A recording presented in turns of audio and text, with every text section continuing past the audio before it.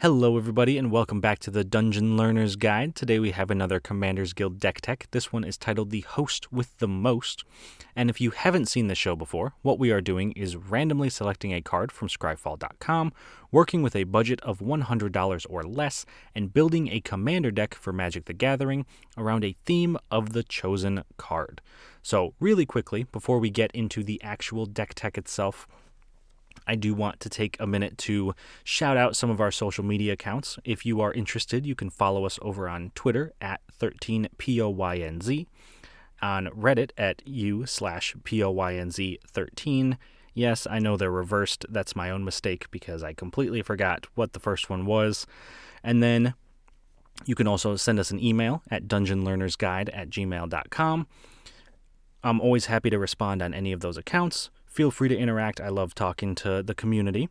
And then if you're interested in supporting some of our content, you can use our affiliate link with TCG Player, which is linked in the description of the video. And any cards you buy through that link, we get a little bit of kickback from as a thank you for sending some people their way. So if you're interested in buying cards, we would really appreciate that support.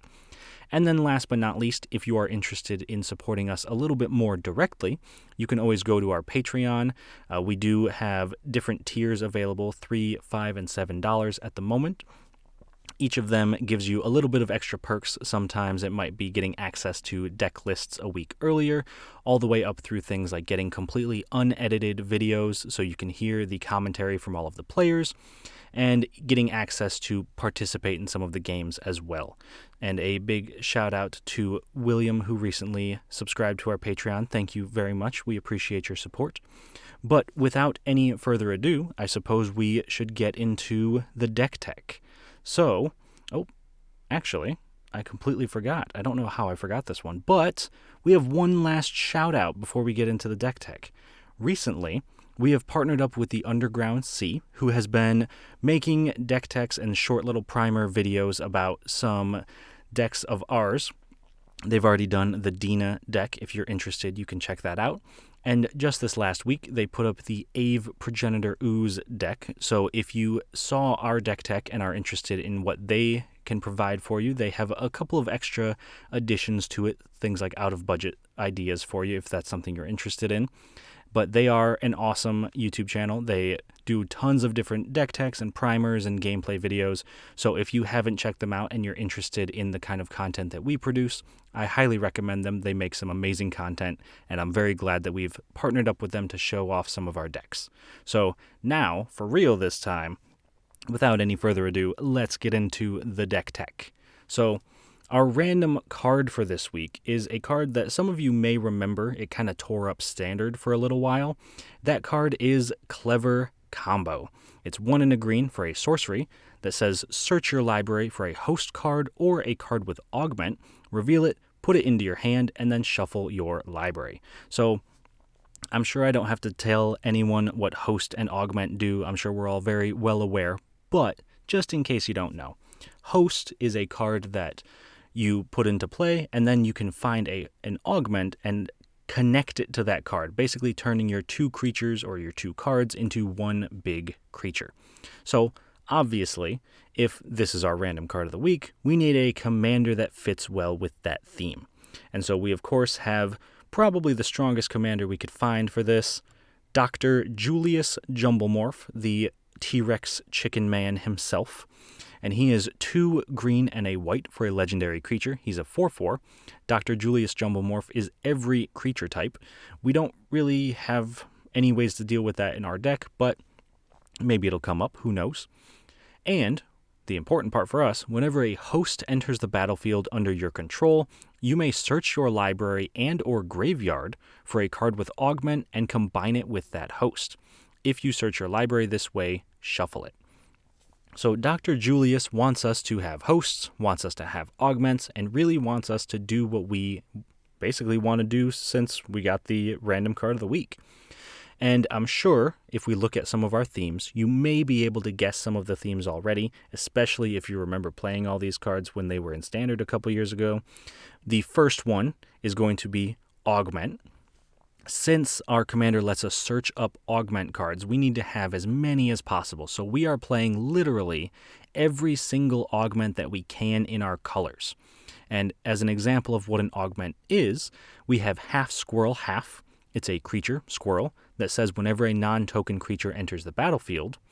And it has augment for a green, so we pay a green, reveal it from our hand, and combine it with a host. We can only do that, though, at sorcery speed, and then once it is augmented, it gives the creature -1, -0. Now, augments, though, you may notice, doesn't have a casting cost, so we do need to have some hosts to pair it with. And as an example of what a host is, they'll all say they're a host creature, so in this case, we have the Eager Beaver, 2 and a green for host creature, Beaver. It's a 3/2, and it says when this creature enters the battlefield, you may untap target permanent. However, if we augment half squirrel, half onto Eager Beaver, we wind up with a half squirrel, half beaver, which says whenever a non-token creature enters the battlefield, you may untap target permanent. And then it winds up being a 2/2 because the 3/2 beaver gets -1, -0. So overall, this is the main goal of our deck. We want to have as many half squirrels and beavers and whatever else, and we basically just want to make a monstrosity of a creature and hopefully find some way to make the abilities work together and just make it very difficult for our opponents to deal with. And so the third theme that we have going along with our augments and our hosts is some more monstrosity style cards. That's where we have mutate. What happens if you mutate onto an augment creature? Well, we're going to find out. So in this case, we have Auspicious Sterix, which is 4 and a green for an elk beast. It's a 6/6, and it says whenever this creature mutates, exile cards from the top of your library until you exile X permanent cards, where X is the number of times this creature has mutated. Put those permanent cards onto the battlefield. Then it also has mutate for 5 and a green. So if you cast this spell for its mutate cost, put it over or under target non-human creature you own, they mutate onto the creature on top, plus all abilities from under it. So if we were to mutate Auspicious Sterix on top of half squirrel, half beaver, for example, we could have a 6/6 that says whenever it mutates, exile cards from the top of your library, and whenever a non-token creature enters the battlefield, untap target permanent. So we get all of the abilities with only the power and toughness of the top creature. What could we make with this? I don't know, but I am very excited to find out. So those are our themes for this deck. And next, we're going to take a look at some key cards, some cards that really help this deck run. The first of which is going to be Frankie Peanuts. 2 white for a legendary creature, Elephant Rogue. It's a 2/3, and it says at the beginning of your upkeep, you may ask target player a yes or no question. If you do, that player answers the question truthfully and abides by that answer if able until end of turn.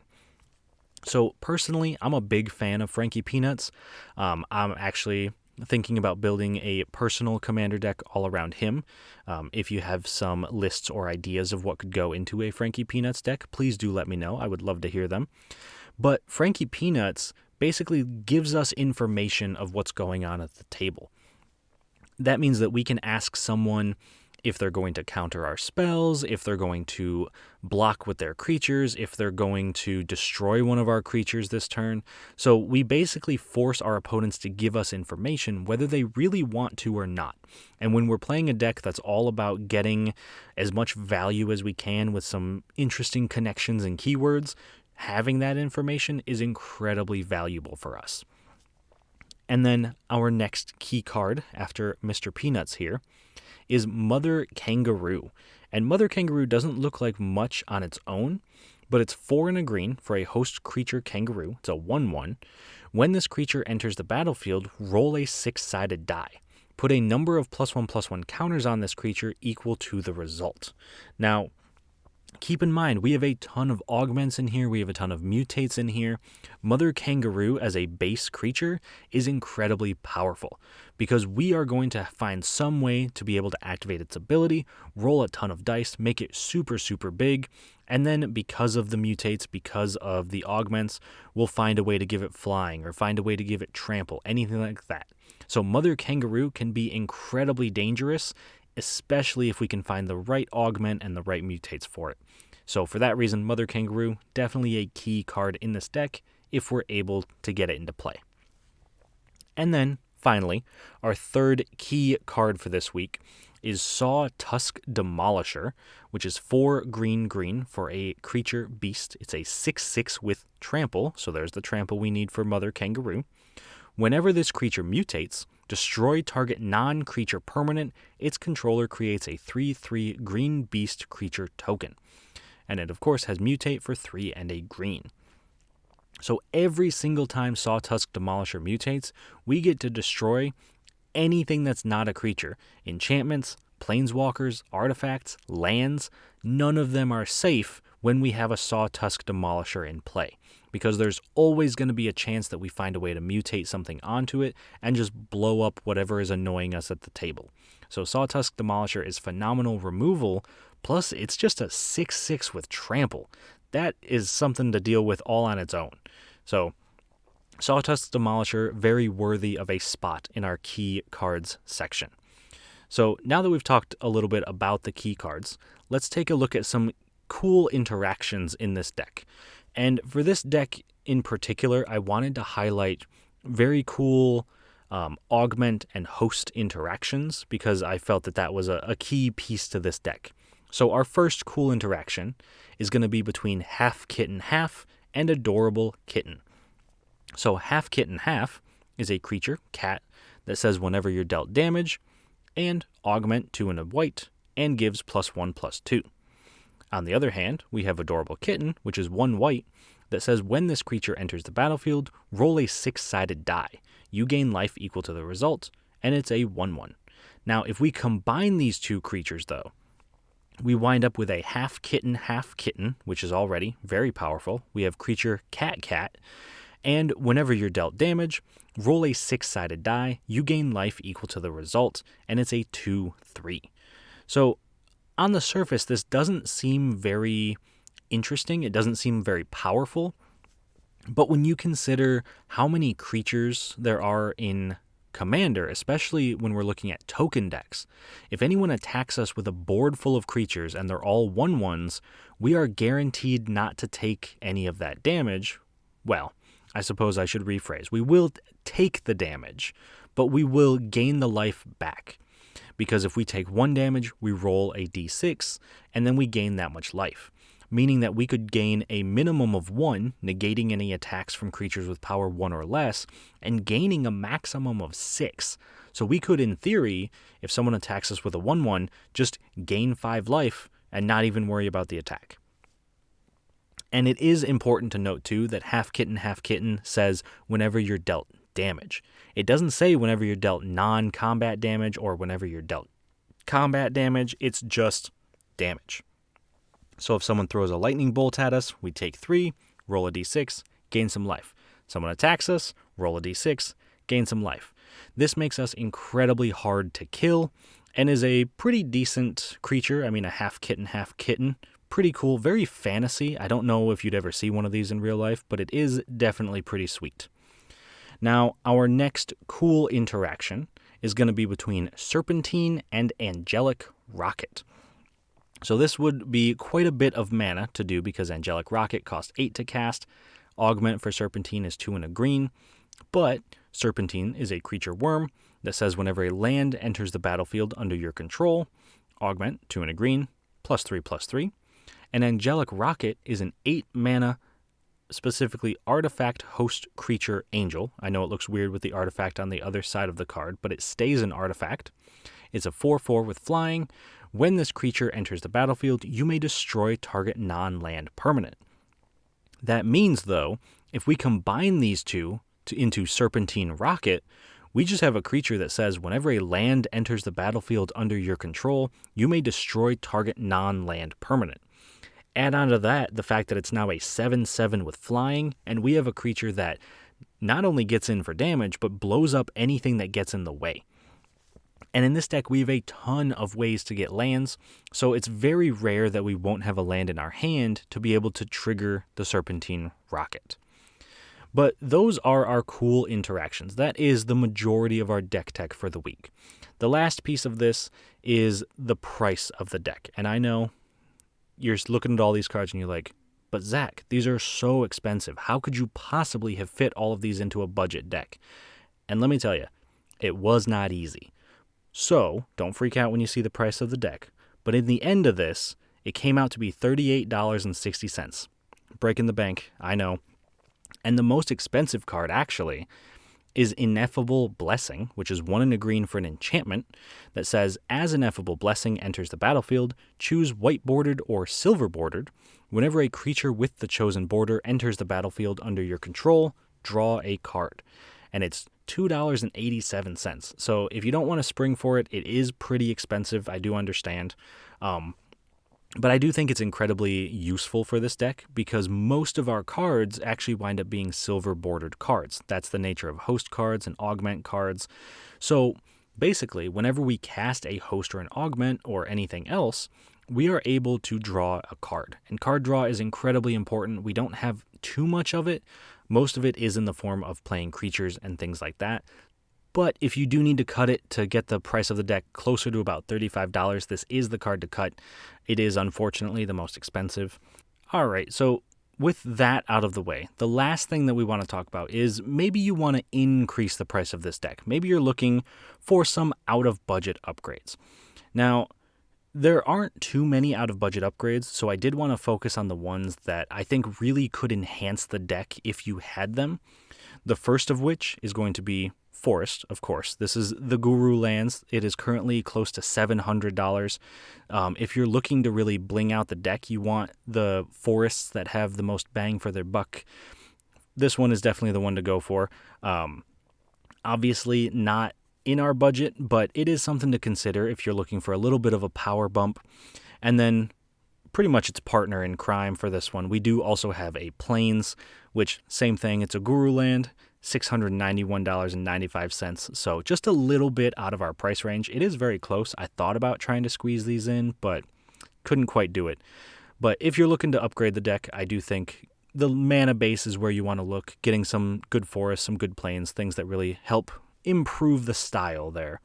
But that is the deck tech for this week. The last thing we got to do is jump into a game with this deck and see how it plays. Now, I do want to be upfront with you. There are 2 games for this week. I figured the more the merrier. Might as well try the deck out a couple of times. So game number 1, we're actually going to play a game against Bilal, Mike, and Shawn. And in this case, Bilal is playing Surgeon General Commander, which is 3 and a green for a legendary creature, Wombat Bat Chameleon.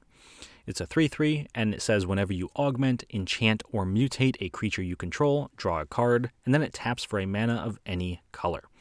Now, Surgeon General Commander was the other card I considered as the commander for our deck, but I decided I just wanted the tutoring ability of Dr. Julius, so we stuck with that. Bilal, on the other hand, didn't really care what the commander did. He just wanted to play 5 colors to play as many cards as he could.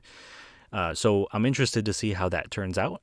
I don't really know the theme of it. I assume it has a lot of maybe control, maybe some chaos. Who's really to say? Next up, we have Mike playing his Yidris Maelstrom Wielder deck. Mike stepped in at the last minute, so thank you very much for that one, Mike, if you're listening. But he didn't have a silver-bordered commander to play, so he played his Yidris deck, which is still a very good deck, and I will say that I personally am a little bit afraid of it. I've seen it go off quite a few times. He makes very good use of the Cascade ability of Yidris, so I'm very interested to see how that one goes. And then finally, we have Shawn with his Urza Academy Headmaster deck, which again, all 5 colors, and breaking the rules a little bit, not technically supposed to use Planeswalkers as commanders, but from what Shawn has described his deck, his entire deck is supposed to be memes and banned cards. So he has no ban list for this deck. He's playing anything that he can play that may or may not be legal in Commander most of the time, but in this case, why not? And we don't actually know what his commander does, so we will find out in the game what his commander actually does. But other than that, I hope you all do enjoy the game. I hope that you enjoy the gameplay, and I will see you all once it's done for the second game, so enjoy. At the start of the game, Bilal goes first, followed by Mike, myself, and then Shawn. On Bilal's first turn, he plays an Underdome. Mike plays a Prismatic Vista. I play a Forest, and then cast Mysterious Egg, which gets a +1/+1 counter whenever it mutates. Shawn plays a Ketria Triome, and then casts Jack in the Mox. Bilal plays a Mountain, and casts Abstract Iguanart, noting the first letter of the artist's name every time he casts a spell, and then putting a +1/+1 counter on the Iguanart if the letter hasn't been noted before. At the end of turn, Mike sacrifices Prismatic Vista to search his library for a forest and put it into play. Still at the end of turn, Mike basic land cycles and Ash Barrens to search his library for an island and put that into his hand.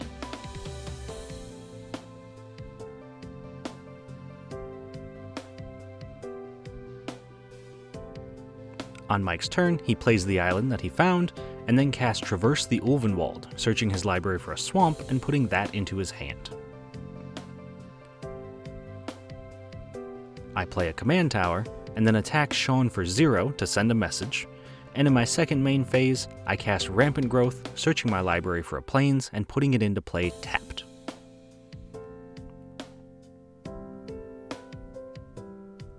On Shawn's turn, he plays a plains and passes. Bilal plays a forest and casts his commander, Surgeon General Commander, noting the letter S and putting a counter on the Iguanart. He then moves to combat and attacks Mike for 2.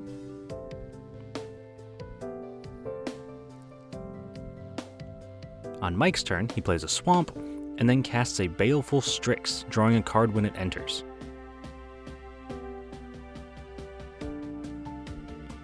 I play a Canopy Vista and cast Essence Symbiote, gaining 2 life and putting a +1/+1 counter on a creature when it mutates. After that, I cast a Teacher's Pet and pass.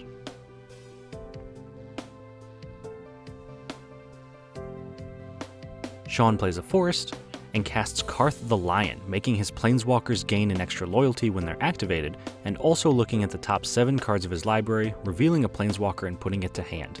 Unfortunately though, he doesn't find one and has to put them all on the bottom of his deck.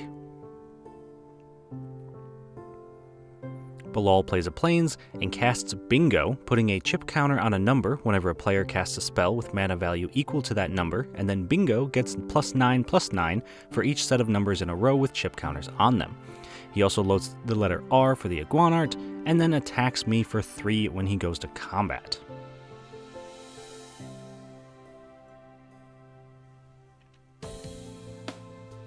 Mike plays a mountain and casts his commander, Yidris Maelstrom Wielder, putting a counter on 4 for Bingo.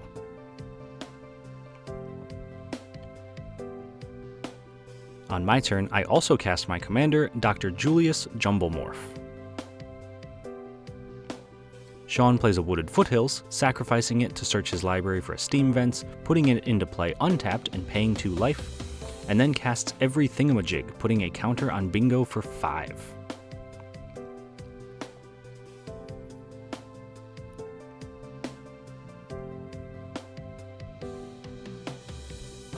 Bilal plays an island, and then casts Bob, Bevy of Beebles, creating 4 1/1 blue Beeble tokens since Bob comes in with 4 loyalty. He then activates Bob's -1 ability, sacrificing a Beeble to draw a card.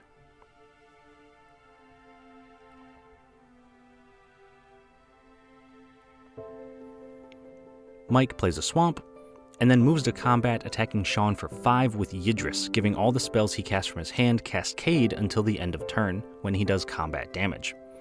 Then in his second main phase, he casts Cyclonic Rift, targeting Bingo to put him back into Bilal's hand.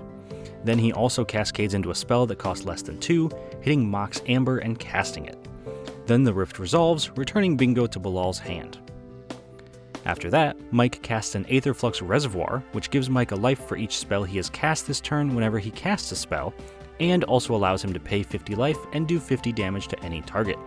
This then cascades into Underworld Breach, which he chooses not to cast, instead putting on the bottom of his deck.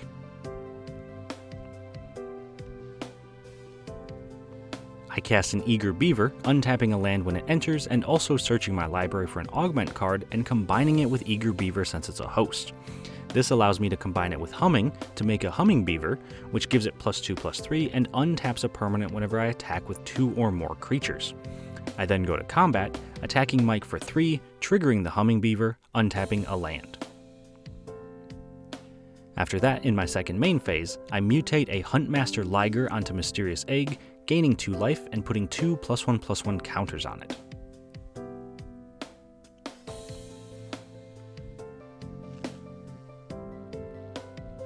Shawn plays an Arcane Sanctum, and then activates every thingamajig 3 times to pay a mana, flip a coin, and make 2 colorless mana if he correctly calls the flip. After missing on the first 2, he finally hits on the third one, and this allows him to slowly use the generated mana to continue paying for the activation, eventually getting all the way up to 5 colorless mana to cast Ith High Arcanist, which can tap to remove a creature from combat. Bilal plays a Swamp, and activates Bob's -1 ability to draw a card and sacrifice a Beeble. Mike casts Jace the Mind Sculptor, gaining 1 life, and then activates Jace's 0 ability to draw 3 cards and put 2 cards from his hand back on top of his deck. He then plays a Mountain, and suspends a Profane Tutor with 2 suspend counters on it.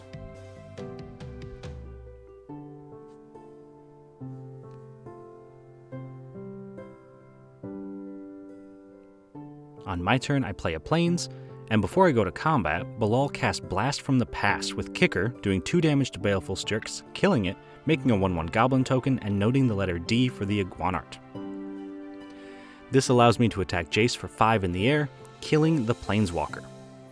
Then in my second main phase, I cast Frankie Peanuts, allowing me to ask another player a yes or no question in my upkeep, and forcing them to abide by their answer until the end of turn.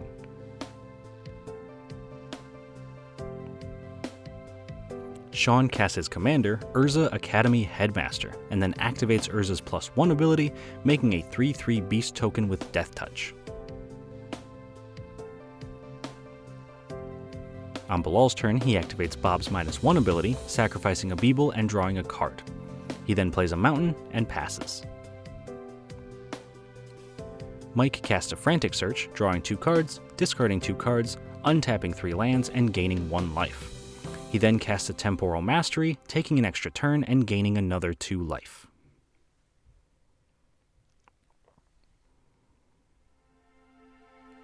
In Mike's extra turn, his Profane Tutor comes off suspend in his upkeep, allowing him to search his library for a card and put it into his hand, gaining 1 life. He then also casts Gerard's Orders, searching his library for 2 creatures, revealing them, putting 1 into his graveyard, the other into his hand, and gaining 2 life. This has him putting Wonder into the graveyard, which gives all of his creatures flying, and putting Emry, Lurker of the Loch, into his hand.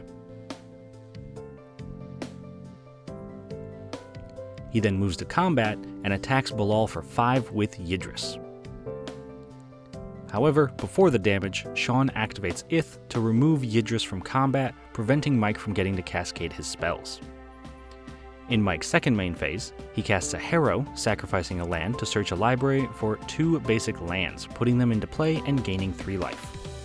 This allows him to cast his Emry, Lurker of the Loch, milling himself for 4 cards and gaining 4 life.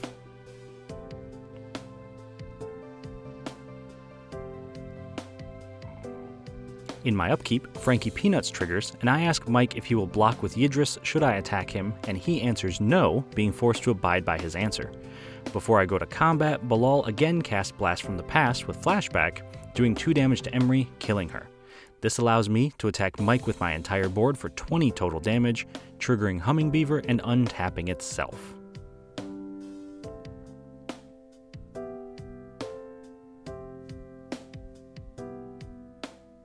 On Shawn's turn, he ultimates Urza, creating an emblem that has his creatures fight target creature when they enter play, and also creating 3 8/8 Kraken tokens, which fight my Huntmaster Liger, Humming Beaver, and Bilal's Abstract Iguanart, killing all of them.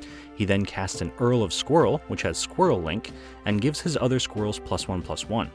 This fights Bilal's Surgeon General Commander, triggering Squirrel Link, making 4 squirrels, which then fight Yidris twice, my Essence Symbiote, and Teacher's Pet, killing everything. Then, before combat, Bilal casts Goblin Tutor, searching his library for an enchantment and putting it into his hand. While Bilal is searching, Shawn goes to combat, attacking each opponent for 3. Then Bilal reveals the enchantment he's putting into hand, Common Courtesy.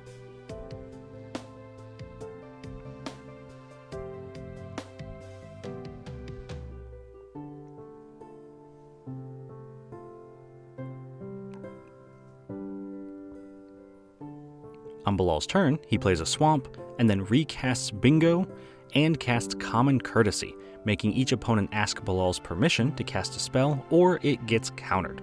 Bilal can also say no to someone asking permission, countering the spell but sacrificing Common Courtesy.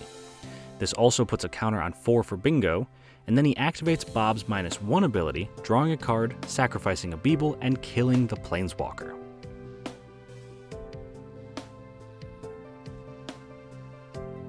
Mike plays a Watery Grave untapped, paying 2 life, and then it casts Yidris, asking Bilal's permission first, gaining 1 life. In my upkeep, Frankie Peanuts triggers, and I ask Bilal if he will choose to counter my spells this turn. He says no, being forced to abide by his answer. I then move to combat, attacking Mike for 4 and Bilal for 2. Mike decides to block with Yidris, killing both of our commanders, and Bilal takes the 2. Then in my second main phase, I ask Bilal's permission to cast a Shatter the Sky, destroying all creatures and letting Shawn draw a card since he has a creature with power 4 or greater.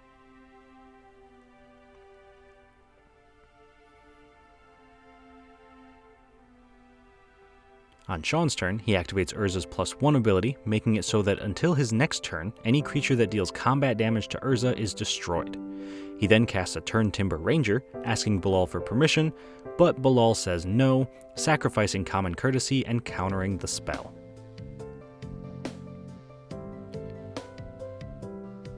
On Bilal's turn, he recasts his commander, Surgeon General Commander. Mike plays a Forest, and then casts Temporal Trespass, taking an extra turn and gaining a life.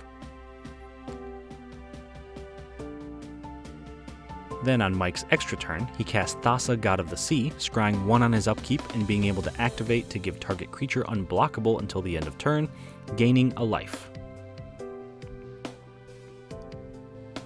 On my turn, I play a Forest and recast my commander, Dr. Julius Jumblemorph. Shawn casts a Primeval Titan, but Mike casts a Venser Shaper Savant to return it to Shawn's hand while it's still on the stack, gaining Mike a life. Once that resolves, Shawn activates Urza's +1 ability, adding a mana for each creature he controls, which is, unfortunately, 0. Bilal casts a Spirit of the Season, searching his library for a basic land card and putting it into his hand since it's currently spring. He then moves to combat, attacking Urza for 3 with his commander, killing the Planeswalker. On Mike's turn, he casts Demonic Tutor, searching his library for a card and putting it into his hand, gaining 1 life. He then casts Emergent Ultimatum, searching his library for 3 mono-colored cards with different names, revealing them, and letting Bilal choose 1. The chosen card gets shuffled back into the deck, while Mike gets to cast the other 2 for free and gains 2 life. Then he reveals Temporal Manipulation, Karn's Temporal Sundering, and Jin-Gitaxias Progress Tyrant. After quite a bit of deliberation among Mike's opponents, Bilal chooses to put Jin-Gitaxias back into Mike's library. Then, Mike casts Karn's Temporal Sundering, returning Spirit of the Season to Bilal's hand, taking an extra turn and gaining 3 life. After that, he casts the Temporal Manipulation, taking another extra turn and gaining 4 life. Before his turn ends, he moves to combat, attacking Bilal for 2, but before the damage, Bilal casts Super Duper Death Ray, doing 2 damage to Venser and 2 to Mike since the spell has Trample. Mike then passes to himself. In his first extra turn, Mike recasts his commander Yidris, gaining a life, and casts Merit Lage's Slumber, gaining 2 life and scrying 1. Then in Mike's second extra turn, he attacks me for 5 in the air with Yidris, and before damage, Bilal activates the entirely normal armchair that he snuck onto the board earlier to destroy target attacking creature, preventing Mike from getting the Cascade effect. In his second main phase, Mike casts Tasigur the Golden Fang, gaining a life. On my turn, I play a Plains and pass. Shawn again casts Primeval Titan, and in response, Mike activates Tasigur, milling 2 cards and allowing Bilal to choose a non-land card to return to his hand. Bilal then lets Mike return Wonder to his hand, and once that resolves, Mike activates Tasigur again, once again picking Bilal, and this time Bilal lets him put a Blasphemous Act into his hand.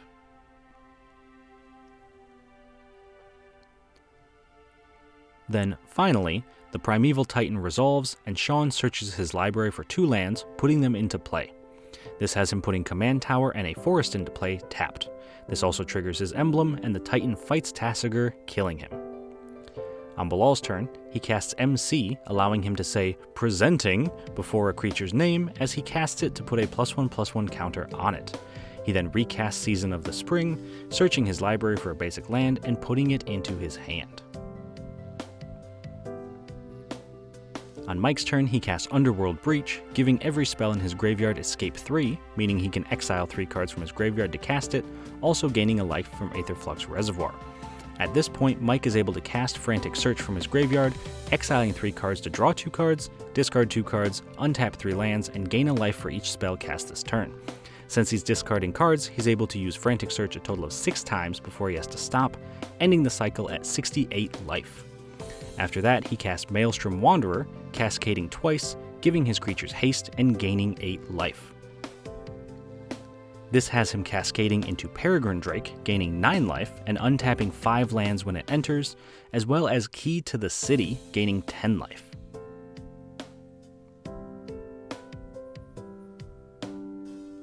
After that, he moves to combat and attacks me for 7 and Bilal for 2.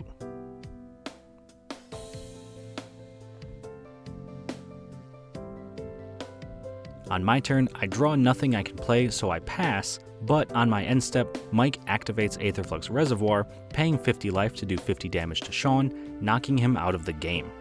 Then, on Bilal's turn, he also doesn't draw anything he can play, so we decide to concede, winning Mike the game. Alright, so that was our first game. We'll get into what actually happened in the game once we get into the wrap-up, but let's get into game number 2, and allow me to introduce our opponents for this one. We have Lena playing Baron von Count, we have Nina playing A Cornelia Fashionable Filcher, and we have a surprise mystery opponent for this one, so there's no way to know who it's going to be, but we'll find that out once we get into the game. In other words, though, Lena's deck is going to be, like I said, Baron von Count. She wants to play a ton of cards that have the numbers 5, 4, 3, 2, and 1 on them, so that way she can play her commander, start ticking down the doom counters, and then destroy players once she moves from 1 to 5. So, I'm very interested to see how this deck is going to go. And then next up, we have Nina playing A Cornelia Fashionable Filcher, which is a squirrel tribal deck. So she wants to play a ton of squirrels, make them super big, make them super powerful, and then swing at all of her opponents and knock them out of the game with the chittering little beasts, I guess? I don't quite know what a squirrel is, I suppose. But those are our opponents, and of course, the mystery opponent, which we will find out in just a moment. And hopefully, in the next couple of weeks, I will also post deck techs for the Baron and A Cornelia decks, as I worked with Lena and Nina to put those together. So I do have access to those deck lists. They will be in the description of this video, but hopefully soon I can actually put up some deck techs for those as well. So if that's something you're interested in, please do let me know. But without any further ado, let's jump into the game, and I will see you all once it's done. At the start of the game, Lena goes first, followed by myself, and then Nina, and then the guinea pigs. On Lena's first turn, she plays a Temple of Malice, scrying 1.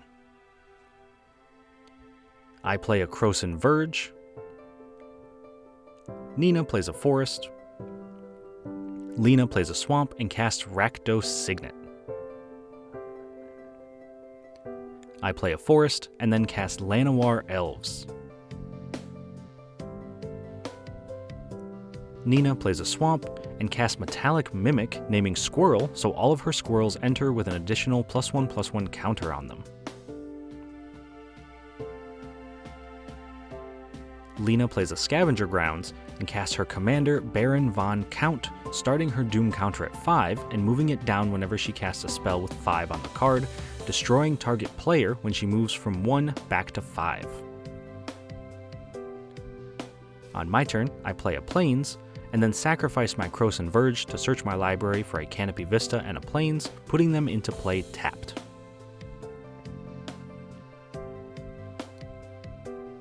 Lena casts a Masked Vandal, putting a +1/+1 counter on it since it's a squirrel. Lena plays a Mountain and casts Party Crasher, which can attack once during each player's combat step. She then moves to combat and attacks me for 3 with the Party Crasher since it has haste.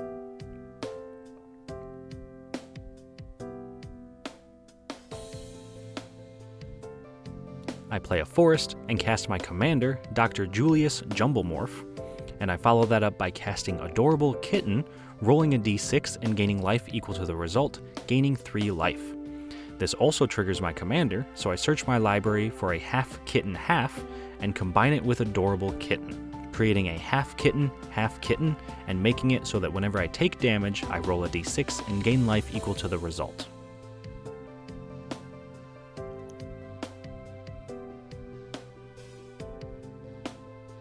On Nina's turn, she plays a swamp and casts Realm Walker, putting a +1/+1 counter on it and allowing her to look at the top card of her library at any time and cast it if it's a squirrel.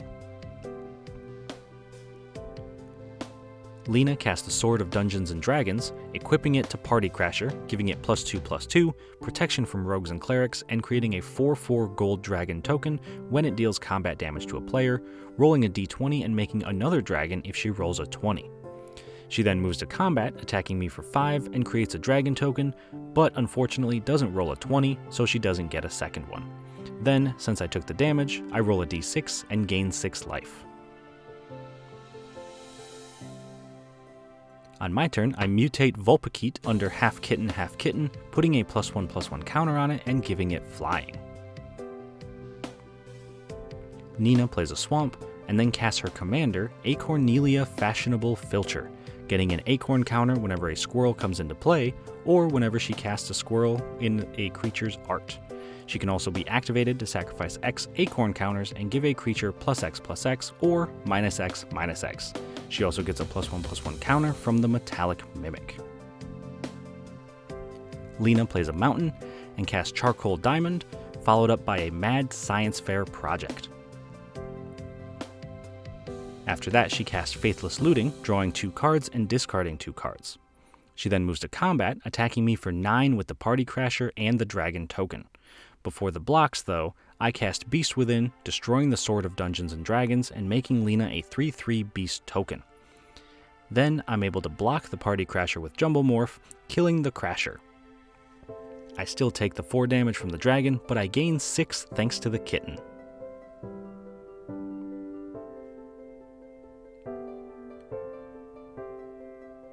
On my turn, I cast a Wild Crocodile, searching my library for a basic land and putting it into my hand. This also triggers my commander, letting me search my library for half squirrel half and combine it with Wild Crocodile, creating half squirrel half crocodile, and making it so that whenever a non-token creature enters the battlefield, I search my library for a basic land and put it into play. I then play a Plains and cast Avacyn's Pilgrim, triggering the crocodile, searching my library for a basic land and putting it into my hand. Lena plays a forest and casts Chameleon Colossus, getting an acorn counter, putting a +1/+1 counter on it, and triggering my crocodile, so I search my library for a basic land and put it into my hand. Lena casts a Spark Elemental, rolling 2 dice and rolling a total of 11 so she doesn't have to roll again in the future. This also moves Baron von Count's Doom counter from 5 to 4, while I, again, search my library for another basic land. Lena then goes to combat and attacks me for 4, and once she does damage, I gain 5 from the kitten. I play a forest and then attack Lena for 3 in the air.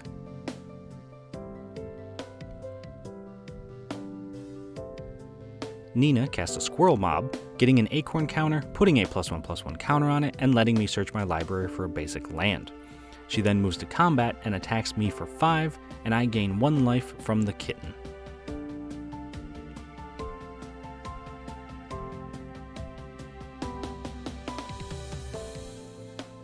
Lena plays a mountain and casts Super Duper Death Ray to do 4 damage to my half squirrel, half crocodile, and moves her doom counter from 4 to 3. But in response, I cast a Cloud Shift to exile it and return it to the battlefield, searching my library for a basic land and putting it into my hand. Then I still take the 4 damage from Trample and gain 4 life from the kitten. Then Lena attacks me for 4 in the air, and I gain another life from the kitten.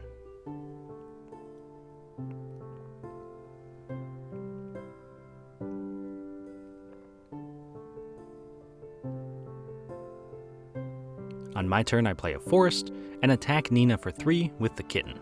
Before damage, I cast Success to give it +2/+2 and lifelink, hitting Nina for 5 and gaining 5 life. On Nina's turn, she plays a Myriad Landscape and casts Deep Forest Hermit, which has Vanishing 3, creates 4 1/1 squirrel tokens, and gives all her squirrels +1/+1. This gives her 5 acorn counters, puts +1/+1 counters on all the tokens, and lets me search my library for a basic land.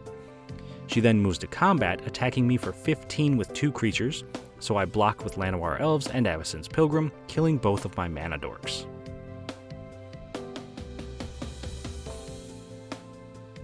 On Lena's turn, she simply untaps and passes.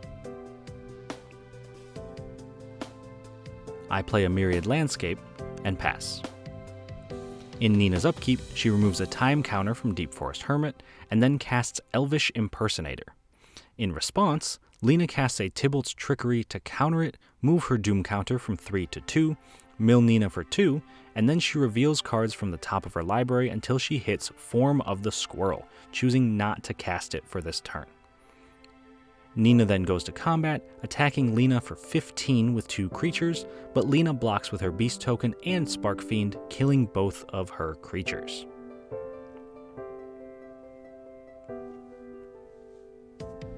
On Lena's turn, she casts every thingamajig, moving her Doom counter from 2 to 1, and then casts Abstract Iguanart, putting a +1/+1 counter on it whenever she casts a spell that has an artist that starts with a letter she hasn't noted before. This also moves her Doom counter from 1 back to 5, destroying target player and knocking Nina out of the game. This also lets me search my library for a land, and then she moves to combat, attacking me for 4, and I gain 1 from the kitten.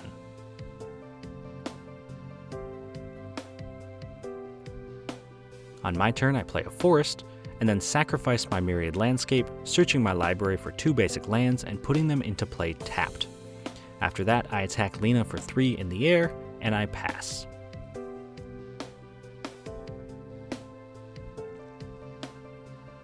Lena casts a Sixie Beast, putting a counter on Abstract Iguanart while I search my library for a basic land. Then we both guess a number, and since we both picked the same number, 5, Lena has to sacrifice the beast. She then goes to combat, attacking me for 4, and I gain 5. On my turn, I play a Plains and attack Lena for 4 and pass.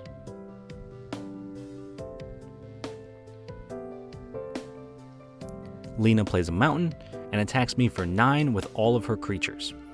I decide to block Baron von Count with Dr. Julius Jumblemorph, killing Lena's commander, and then I take 6, rolling 2d6 and gaining 9 life.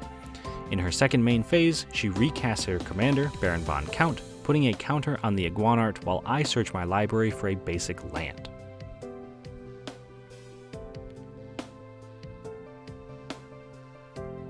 On my turn, I mutate Migratory Greathorn on top of the half kitten, putting a +1/+1 counter on it and searching my library for a basic land, putting it into play tapped. I then move to combat, attacking Lena for 5.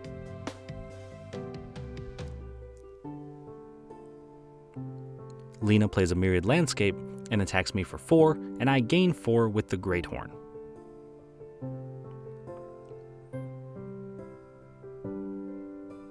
On On my turn, I play a forest and attack Lena for 5 in the air.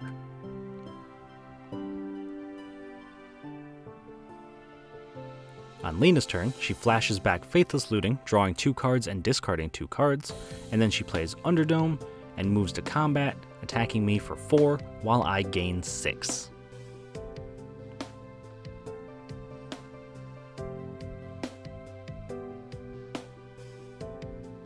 On my turn, I play another forest and cast Mysterious Egg before moving to combat and attacking Lena for 5.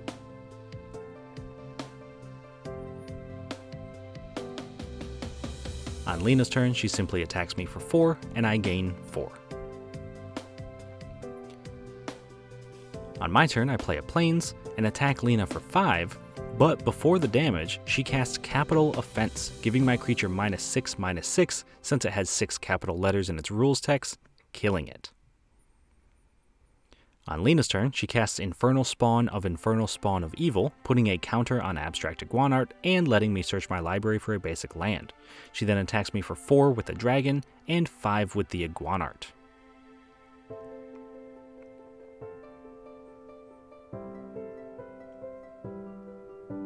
I play a forest and cast Shaggy Camel, searching my library for a basic land, and also searching my library for a Serpentine and combining it with Shaggy Camel, creating a Serpentine Camel, and making it so that whenever a land enters under my control, all my creatures get +1/+1 until the end of turn.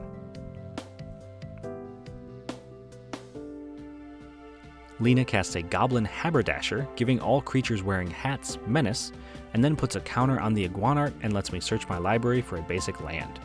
She then activates every thingamajig, putting a +1/+1 counter on Infernal Spawn, and attacks me for 13 damage in the air.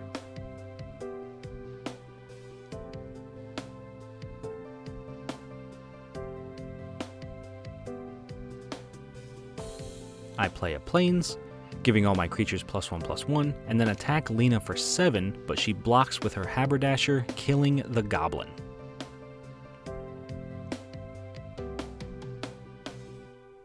On Lena's turn, she activates every thingamajig, putting another counter on Infernal Spawn, and attacks me for 14 in the air. On my turn, I cast Clever Combo, searching my library for Angelic Rocket and putting it into my hand. I then cast the Angelic Rocket, searching my library for a basic land card, and destroying Infernal Spawn. This also triggers my commander, searching my graveyard for half kitten half and combining it with Angelic Rocket to create half kitten half rocket, which destroys target non-land permanent whenever I'm dealt damage.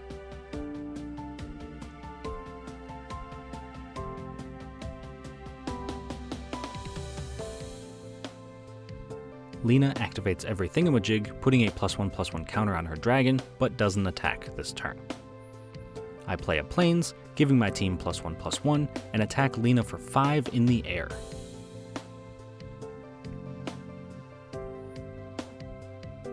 Lena plays a Swamp, and activates every thingamajig to proliferate, increasing the counters on her dragon and Iguanart.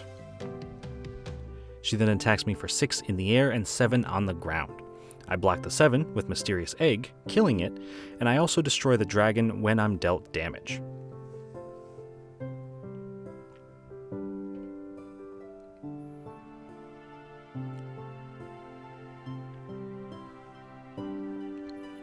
On my turn, I attack Lena with everything, and she blocks Serpentine Camel with Baron von Count, killing her commander, and then she takes 9 damage. Then, on Lena's turn, she can't find a way to kill me or remove my flying creature, so, knowing she's dead on my turn, she decides to concede, winning me the game. Alright, so those were some sweet games. I'm very happy with all of the decks and how they all played.